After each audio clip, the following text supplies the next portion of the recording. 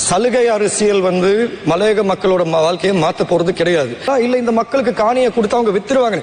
விக்கிறாங்களோ வைக்கிறாங்களோ அது நம்ம பிரச்சனை இல்லை. வீட்டை வச்சு அரசியல் செய்ய முடியாது. காணி உரிமை தான் வழங்கி ஆகணும்.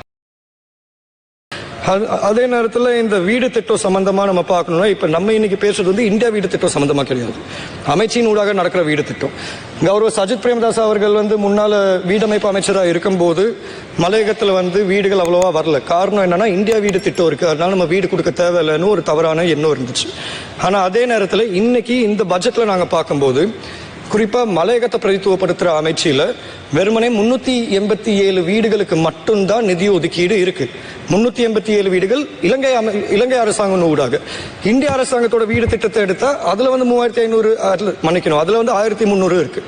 ஆனா இலங்கை அரசாங்கம் ஊடாக வெறுமனே 387 வீடுகள் மட்டும்தான் கட்டுறதுக்கு இன்னைக்கு நிதி ஒதுக்கீடு இருக்கு. தயவு செய்து NHTA மூலியமா முக்கியமா இருக்கிற வீடமைப்பு அதிகார சபை மூலியமா நிதி ஒதுக்கீடு அதுக்கு அதிகரிச்சு கட்டாயம் நீங்க மலையகத்துல வீடு கட்டுறதை விட ஒரு உதாரணம், ஒவ்வொரு பாராளுமன்ற அமர்வும் நாங்க இதான் முன்வைக்கிறோம் ஆலோசனையா. மலையகத்துல நான் ஏற்கனவே சொன்ன மாதிரி 2,51,000 குடும்பங்கள் இருக்காங்க வீடு இல்லாம. இந்திய அரசாங்கம் மூலியமா நம்மளுக்கு ஏற்கனவே 4,000 வீடு வந்திருக்கு. அது இல்லாம இன்னொரு 10,000 வீடு இருக்கு. இங்க என்னதான் நிறைய வாய்ச்சொல் வீரர்கள் நாங்க 5,000 வீடு கட்டுறோம் 10,000 வீடு கட்டுறோம் சொன்னாலும் உண்மையான நிலவரம் மிஞ்சு போனா இந்த வருஷம் உங்களால 1000 வீடு கட்டி முடிக்க முடியும். ஆனாலும் அது நம்மளுக்கு அந்த வீட்டு பிரச்சனை மலையகத்துல தீராது. நான் முன்வைக்கிற ஒரு ஆலோசனை என்னன்னா, மலையக மக்களுக்கு இருக்கிற 2,04,000 பெருந்தோட்டத்தோட 2,04,000 ஹெக்டேர் பெருந்தோட்ட நிறுவனத்தோட நீங்க 10 மேனி கொடுத்தா கூட ஒரு குடும்பத்துக்கு கிட்டத்தட்ட 4,777 ஹெக்டேர் மட்டும் தான் போகும் காணி உரிமை வழங்குறதுக்கு. இதுக்காண்டி கடந்த அரசாங்கத்துல நாங்க 2,000 மில்லியன் நிதி ஒதுக்கீடு செஞ்சிருந்தோம். ஆனா இன்னைக்கு அந்த 2,000 மில்லியன் நிதி ஒதுக்கீடு காணும் காணி உரிமைக்கு. தயவு செய்து காணி உரிமை தான் மக்களுக்கு தேவையான அத்தியாவசியம். சலுகை அரசியல் மலையக மக்களோட வாழ்க்கையை மாத்த போறது கிடையாது. இன்னைக்கு நான் பாராளுமன்றத்தில் இருப்பேன், நாளைக்கு இருக்க மாட்டேன், அது சொல்ல முடியாது. எல்லாருக்கும் அதே கதி தான். ஆனா ஒரு மாற்றம் தேவைன்னா கட்டாயம் காணி உரிமையை வழங்கிதான் ஆகணும். அது மட்டும் இல்லாம நாங்க அமைச்சரவை பாரம் எடுத்து ஒரு வருஷத்துல 629 வீடுகளை நாங்க கட்டி முடிச்சிருக்கோம். அது இல்லாம இந்திய அரசாங்கத்தோட 1300 வீட்டுல 600 வீடையும் தொடங்கி இருக்கும். ஒரு விஷயம் கூறப்பட்டுச்சு ஜனாதிபதி அவர்களோட கொள்கை பிரகடன உரையில.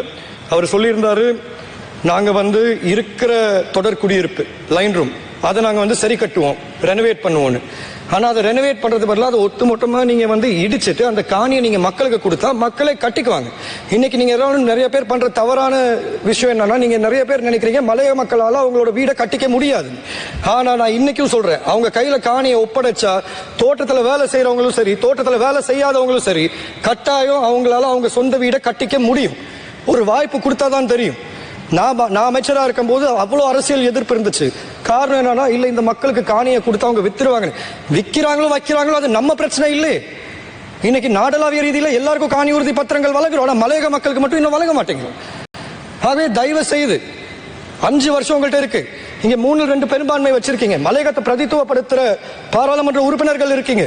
யாராச்சும் ஒரு உறுப்பினர் எந்திரிச்சு சொல்லட்டும், ஜீவன் தொண்டமான் சொல்றது தவறுன்னு நான் ஏத்துக்கிறேன். ஆனா அவங்களுக்கும் உண்மை என்ன தெரியும், எனக்கும் உண்மை என்ன தெரியும். வீட்டை வச்சு அரசியல் செய்ய முடியாது. காணி உரிமை தான் வழங்கி ஆகணும். ஆகவே நாங்க அதுக்கு முழுமையான ஒத்துழைப்பு கொடுக்கிறோம். அது சம்பந்தமான ஆலோசனையும் எங்க கிட்ட இருக்கு, அது சம்பந்தமான ஆவணமும் அமைச்சியில் இருக்கு. தயவு செய்து அதை எடுத்து பார்த்தீங்கன்னா உங்களுக்கும் புரியும். அமைச்சரவையில 3 முறை நாங்க அங்கீகாரம் வாங்கியிருக்கோம். அதுக்கு அது அமுல்படுத்துறதுல மட்டும்தான் இருக்கு. தயவு செய்து அதையும் கருத்தில் எடுத்துப்பீங்கன்னு நான் எதிர்பார்க்கிறேன்.